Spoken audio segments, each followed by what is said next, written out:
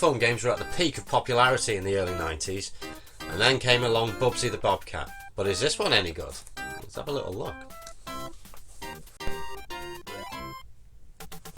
Cast your mind back to 1993, where the Mega Drive was thriving. Platform games were aplenty, and Sonic the Hedgehog was the main competition. A new challenger steps up to the mark in the form of a Bobcat. Bubsy, a new hero with attitude and far too much of it. He has smug looks, a t-shirt with an exclamation mark on it, and a cocky attitude that wears thin very quickly. Now, if you remember when this was released, it was quite popular, and a new platform character was very intriguing. Developers wanted a successful game just like Sonic, and they would try their very best to beat him. You are Bubsy, and Earth has been invaded by aliens known as Woolies. They want Earth's supply of yarn balls, and Bubsy is here to stop them. You must collect them as you try to get through 16 levels of pure shit. Yes, shit. I can't believe I liked this game when it first came out. What could possibly go wrong? Oh, we'll get to that. As soon as you start, you're going to die, and you'll want to get used to that.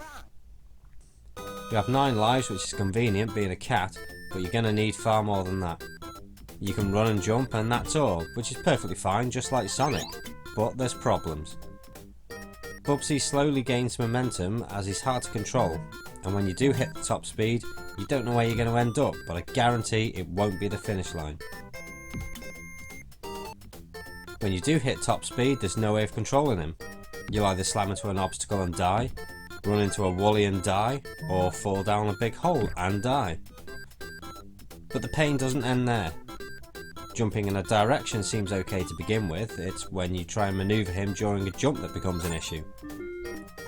If you've never played this, then you may not understand, but at the top of a jump, sometimes you'll feel Bubsy push in the direction he's facing, so you'll be fighting to push him the other direction.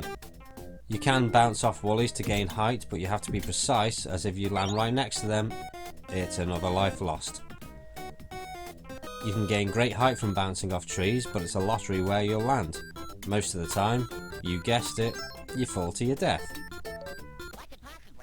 You can glide, however, by holding the A button, but this will only skip so much of the level. Unless you glide straight into a pit, where you'll fucking die again. If you have any lives remaining at this point, you can jump onto the woolies to kill them. They're ugly little fuckers that seem to have a cold. There's a few enemies you'll meet along the way. There's the odd flying chicken that'll shit eggs at you, spiders, fireflies, and a piano.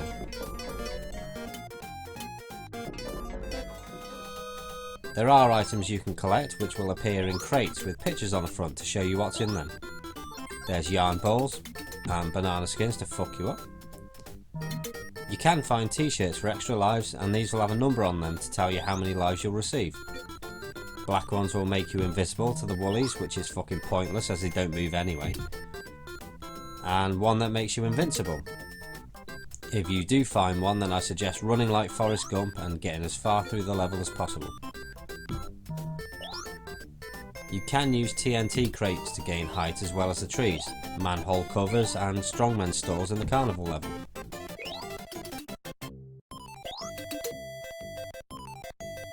There are plenty of checkpoints around which are huge exclamation marks throughout each level. There's some nice effects going on, like the log flume that rotates, and most of the animations are good, but it seems they are focused too much on the animations rather than the game itself. Well, are you still playing this thing? Not for long, mate.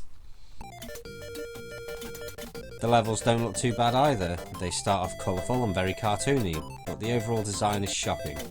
If you compare it to Sonic, you do have pits and other hazards, but you can see them before you run into them. And if you do run into something, then there's a chance of recovery, as you have rings to give you that relief of not dying. Bubsy collects yarn balls, so maybe like Sonic you could lose them instead of dying. Without that feature, this game becomes nearly impossible. The controls are barely passable. I'm not saying there's a problem with the response, that's fine, it's just moving him around that becomes awkward. If he's not on a platform properly, he tries to run off it, and you can't stop him. So you either jump to try and land somewhere else, or you fall down and hope there's no hazards below. The music is okay but very repetitive. The sound effects are okay too, and the voice samples are good, but you'll get sick of hearing these every time you start a new level. There's the overuse of puns in the game, especially with the word fur. Thankfully here in the UK we didn't get the cartoon comic strip in the manual, which is cheesy as fuck, and the narrative for the manual isn't from Bubsy's point of view. It may have worked back then, but it's just cringy now. This game had potential to be a really good platform game, but there's so many faults with it. It's not enjoyable because you have to move at a slow pace just in case you run into a woolly or fall down a hole. It feels more like Alien 3 on the Super Nintendo, where you can't just plough your way through it, you have to take tiny steps just in case there's something coming up to kill you. This game, I'm sorry to say, is fucking dreadful, and I can't think of another game that might be as bad as this. Oh.